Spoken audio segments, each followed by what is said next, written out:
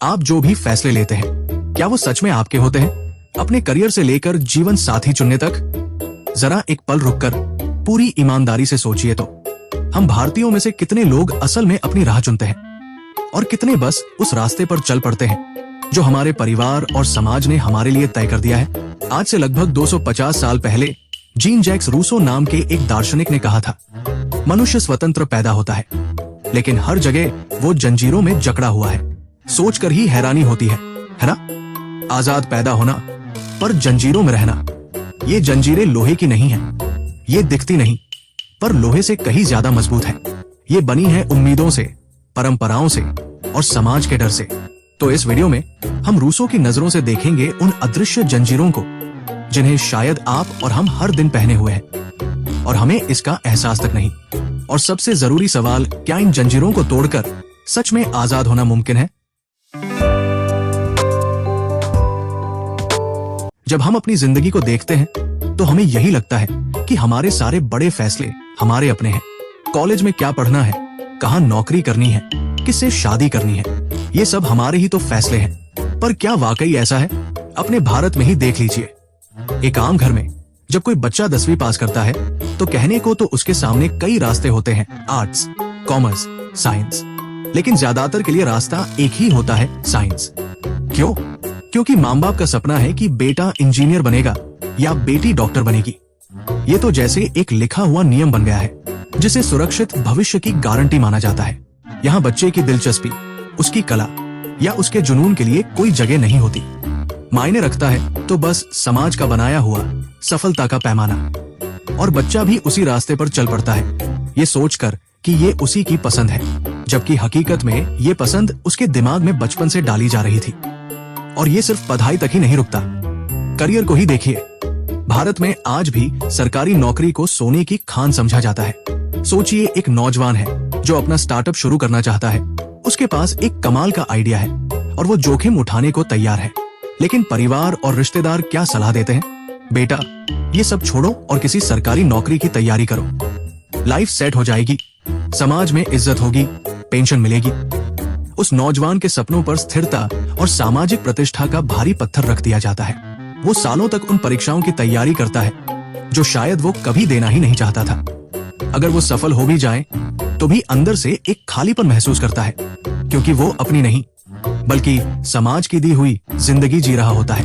और शादी, अरे वो तो सबसे बड़ा अखाड़ा है जहाँ व्यक्तिगत पसंद और सामाजिक दबाव के बीच जंग होती है। सही उम्र पर शादी करने का दबाव, अपनी ही जाति में शादी करने का दबाव, परिवार के स्टेटस से मेल खाते रिश्ते का दबाव। हो सकता है एक लड़की किसी से प्यार करती हो, लेकिन परिवार, लोग क्या कहेंगे के डर से उस रिश्ते को ठुकरा देता है। उसे एक ऐसे इंसान से शादी करनी पड़ती है जिसे परिवार सही समझता है।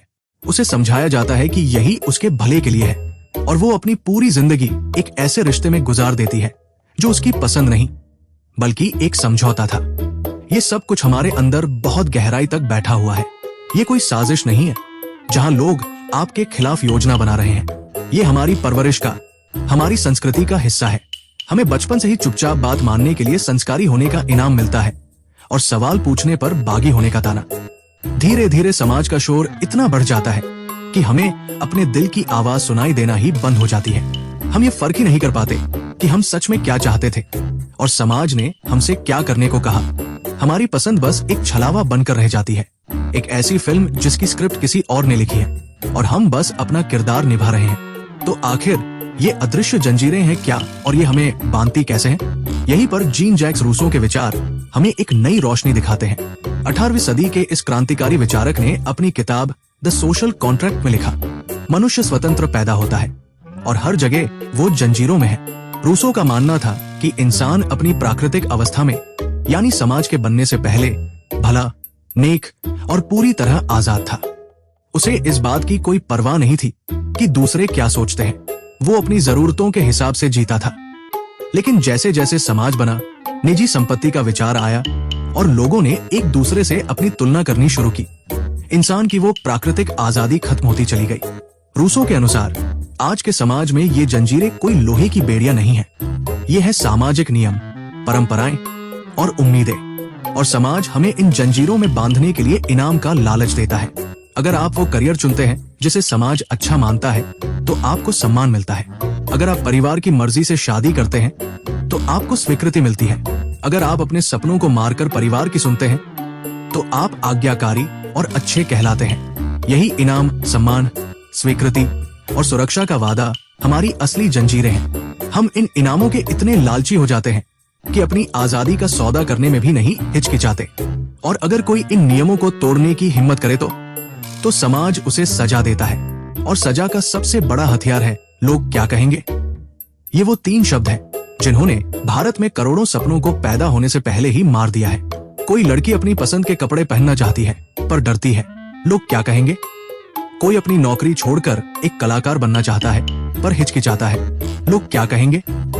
ये डर, समाज से निकाल दिए जाने का डर, हमारी सबसे मजबूत जंजीर है।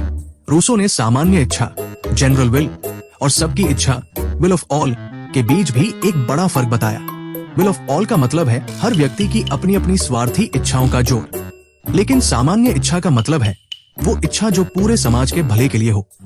रूसो के अनुसार एक अच्छा समाज जनरल विल से चलता है, लेकिन अक्सर हमारे यहाँ परिवार या समुदाय की इच्छा को ही सामान्य इच्छा का नाम दे दिया जाता है, भले ही वो किसी एक व्यक्ति की अपनी इच्छा को कुचल रही हो।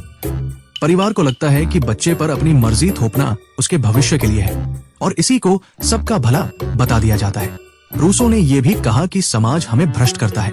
प्राकृतिक अवस्था का नोबल सैवेज जब समाज में आता है तो वो दूसरों से जलना, तुलना करना और अपनी असलियत को छिपाना सीख जाता है। जब एक युवा कलाकार को इंजीनियर बनने पर मजबूर किया जाता है तो सिर्फ उसका करियर नहीं मरता, उसकी आत्मा का एक हिस्सा मर जाता है। वो समाज के लिए एक काम की मशीन बन सकता है, लेकिन शायद वो कभी एक खुश और पूरा इंसान नहीं बन पाता। इस तरह समाज की ये जंजीरें सिर्फ हमारी बाहरी आजादी नहीं बल्कि हमारी अंदर की सच्चाई को भी खत्म कर देती है। समाज की इन अदृश्य जंजीरों में बंद कर जीने की एक बहुत बड़ी मनोवैज्ञानिक कीमत चुकानी पड़ती है। बाहर से भले ही सब ठीक लगे, एक अच्छी नौकरी, एक बसाबसाया परिवार, लेकिन अंदर ही अंदर इंसान घुट रहा होता है। सबसे पहली कीमत है तनाव और चिंता या स्ट्रेस एंड एंजाइटी।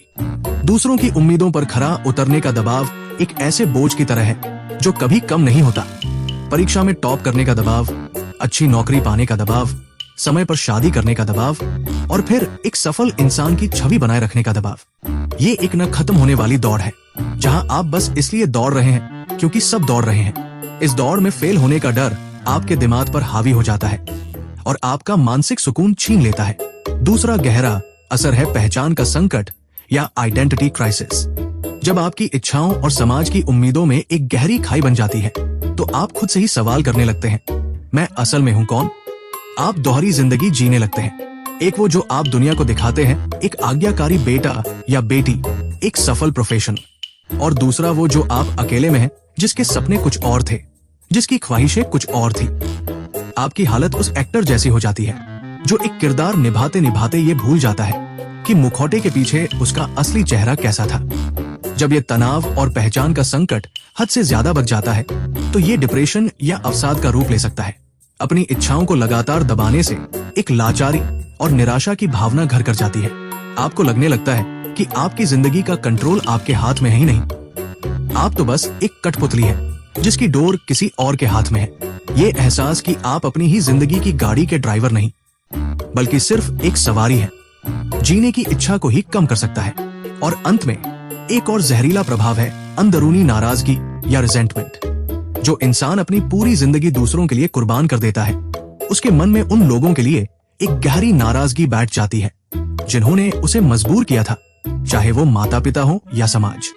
ये नाराजगी अक्सर बाहर नहीं निकलती क्योंकि हमें बड़ों का सम्मान करना सिखाया गया है, तो ये अंदर ही अंदर सुलगती है और रिश्तों को खोखला कर देती है। एक बेटा अपने माता पिता की हर बात मानता है लेकिन उनसे दिल से कभी जुड़ नहीं पाता। एक बेटी अपने परिवार के लिए अपनी मोहब्बत कुर्बान कर देती है पर उसके मन में सम्मान की जगह एक शिकायत बैठ जाती है। इस तरह ये जंजीरें सिर्फ हमारी आजादी नहीं छीनती, वे हमारी खुशी, हमारी पहचान और हमारे रिश्तों की मिठास भी छीन लेती है। कीमत बहुत बड़ी है लेकिन इसका एहसास अक्सर तब होता है जब बहुत देर हो चुकी होती है। तो क्या इसका मतलब यह है कि हमें अपने परिवार और समाज के खिलाफ बगावत कर देनी चाहिए, हर परंपरा को आग लगा देनी चाहिए? नहीं, रूसो का ये मतलब बिल्कुल नहीं था। और न ही इस वीडियो का है। मकसद किसी को दोषी ठहराना नहीं, बल्कि समझना है, और इसी समझ से आजादी का रास्ता निकलता है। ये रास्ता 3 कदमों का है। पहला कदम है आत्म जागरूकता या सेल्फ अवेयरनेस, खुद को जानना। आप उस जेल से बाहर नहीं निकल सकते जिसके बारे में आपको पता ही न हो कि आप उसमें कैद हैं। आजादी की तरफ पहला कदम है ये पहचानना कि आप पर कौन सी अदृश्य जंजीरें हैं। इसके लिए खुद से कुछ कड़े सवाल पूछने होंगे। एक डायरी उठाइए और अपनी सबसे बड़ी इच्छाओं के बारे में लिखिए। फिर हर इच्छा के आगे ये सवाल पूछिए, मैं ये क्यों चाहती हूँ? क्या ये सच में मेरी अपनी इच्छा है या ये किसी और की उम्मीद है? अगर मुझे किसी की भी राय की परवाह न होती तो मैं क्या करता? ये प्रक्रिया आपको चौंका सकती है। आपको शायद पता चले कि आपकी कई अपनी इच्छाएं असल में आपकी है ही नहीं। आत्म जागरूकता का मतलब है समाज के शोर में अपने दिल की धीमी आवाज को सुनना सीखना। दूसरा कदम है सीमाएं तय करना या सेटिंग बाउंड्रीज, ना कहने का साहस। एक बार जब आप अपनी असली इच्छाओं को पहचान ले तो अगला कदम है उनकी रक्षा के लिए सीमाएं बनाना। हमारी संस्कृति में ना कहना अक्सर बदतमीजी माना जाता है, लेकिन स्वस्थ सीमाएं बनाने का मतलब असम्मान करना नहीं, बल्कि आत्मसम्मान करना है। इसका मतलब है कि आप विनम्रता से लेकिन मजबूती से अपनी बात रखें। जैसे अगर परिवार किसी खास करियर के लिए दबाव डाल रहा है तो आप कह सकते हैं, मैं आपकी राय की इज्जत करता हूं, पर मेरा जुनून इस फील्ड में है और मैं खुद को एक मौका देना चाहता हूं। शादी के दबाव के जवाब में आप कह सकते हैं, मैं इस बड़े फैसले के लिए अभी और समय लेना चाहता हूं। जब आप पहली बार सीमाएं बनाएंगे तो लोग आपको स्वार्थी या बागी कह सकते हैं। ये मुश्किल होगा, पर यह आपकी आजादी की लड़ाई का सबसे जरूरी हिस्सा है। ये हिम्मत का काम है, लेकिन अपनी सच्चाई के लिए लड़ने से ज्यादा जरूरी कुछ नहीं। तीसरा कदम है संवाद और अपना समर्थन तंत्र बनाना, communication and finding your tribe. आप अकेले नहीं हैं। सीमाएं बनाने का मतलब लड़ना नहीं, बल्कि बात करना है। अपने परिवार को यह समझाने की कोशिश करें कि आपका फैसला उन्हें ठुकराना नहीं, बल्कि खुद को अपनाना है। उनसे कहें, मैं आपसे प्यार करता हूं, लेकिन मुझे अपनी खुशी के लिए ये रास्ता चुनना होगा।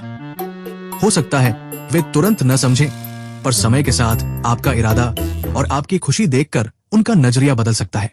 इस सफर में सबसे जरूरी है एक सपोर्ट सिस्टम बनाना। ऐसे दोस्त या सलाहकार खोजें जो आपकी बात समझते हों और आपको हिम्मत देते हों। जब पूरी दुनिया आपकी पसंद पर सवाल उठाए तो यही ट्राइब आपको याद दिलाएगी कि आप अकेले नहीं हैं और आपका रास्ता गलत नहीं है। याद रखिए, ये जंजीरें एक दिन में नहीं बनी और ये एक दिन में नहीं टूटेंगी।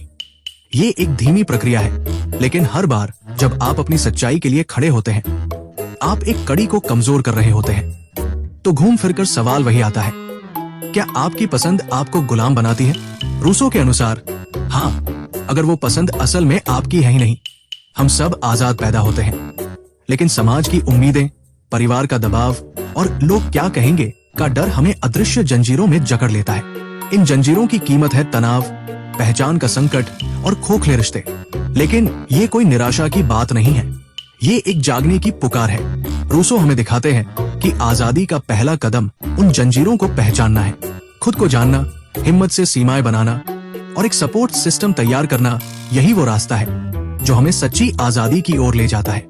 असली आजादी समाज से लड़ने में नहीं है, बल्कि उस अंदरूनी सुकून को पाने में है जहां आप जानते हैं कि आपकी जिंदगी के फैसले सच में आपके अपने हैं। अब आपकी बारी। मैं आपसे पूछना चाहता हूं, आपकी जिंदगी की कौन सी पसंद आपकी अपनी थी और कौन सी आपको समाज ने दी थी? अपने अनुभव नीचे कमेंट्स में जरूर साझा करें। ये बातचीत हम सब के लिए जरूरी है। अगर इन विचारों ने आपको सोचने पर मजबूर किया तो इस वीडियो को लाइक करें और चैनल को सब्सक्राइब करें, ताकि आप ऐसी ही गहरी चर्चाओं का हिस्सा बनते रहें।